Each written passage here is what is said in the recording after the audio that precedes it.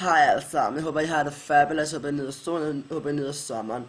Mange mennesker de spørger mig sådan, Gustav, har du altid været homo? Svaret er nej, jeg har ikke altid været homo. Jeg har haft pigekærester, men jeg skulle ikke tro det, men det har jeg, og jeg har for mange af dem. Jeg var sådan en rigtig player som barn. Men jeg fandt ud af, at jeg var homo, da jeg var 15 år, og jeg fandt ud af det sådan her, fordi jeg blev inviteret til en fest, og så var der to piger, ikke? Som drak mig pissestiv, skal det lige siges, ikke? Og så begyndte de sådan at kysse mig, og så sagde de sådan, at jeg skulle gå ind i et værelse. Og så gik jeg så ind i det her værelse, så var jeg rigtig stiv, og så kastede de mig i seng, så trak de bukserne ned, ikke? Ja, og så gik den ene sådan helt amok på, du ved, ikke? Det jeg har mellem benene, ikke?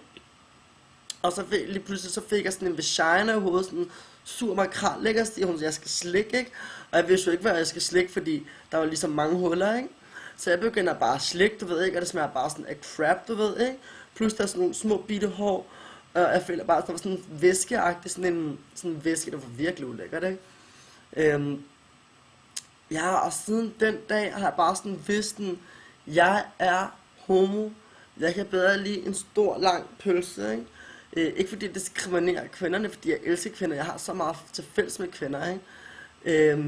Men jeg tror også bare, at måske jeg var meget uheldig, du ved, ikke? Fordi det kunne godt være, hun havde menstruation, det var derfor hun smagte så dårligt, ikke? Men det var bare sådan siden den dag, jeg bare ikke kunne, ikke? Heldigvis fik jeg ikke 2 makraller i forhold til, at der var 2 piger, ikke? Og det er jeg meget glad for, meget taknemmelig for i dag, ikke? Men altså, oh my god, altså, det er hendes skyld, at jeg blev homo, tror jeg. Men, nej, men det var bare fordi, folk de spørger mig, hvis jeg altid har været homo, og så vil jeg bare sige sådan, nej, jeg har faktisk ikke altid været homo, fordi jeg har faktisk også pigekærester, du ved, dengang jeg var meget, meget ung, ikke? Men min første samleje var med kvinder, og det gik bare overhovedet ikke? Min første samleje med 4, det var fantastisk, altså det gjorde lidt ondt, men altså, I love it, you know, ikke? Man skal bare sådan, så det gør bare lidt ondt i starten, så skulle du bare sådan ride, indtil ligesom du flyver ind, ikke? Og så er det bare sådan fabulous, ikke? Så ligesom du hopper i skyerne eller sådan noget, ikke?